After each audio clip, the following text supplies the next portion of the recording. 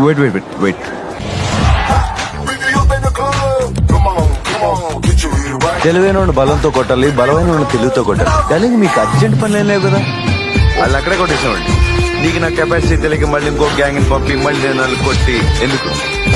నీకు డబ్బు బొక్క, నాకు టైం బొక్క. ఒకప్పుడు ఆ మూల నుంచి ఈ మూల వరకు మన పొలాలి. ఇప్పుడేమైనా ఉంటే చెప్పినా ఎదగాలంటే మారాలి. ఎదగాలంటే మారాలి, లొంగాలి, వంగాలి అంటే నిన్న మన దగ్గర మ్యాట్ ఉంది. ఎందుకోడికి మనం అవసరం ఉండాలి.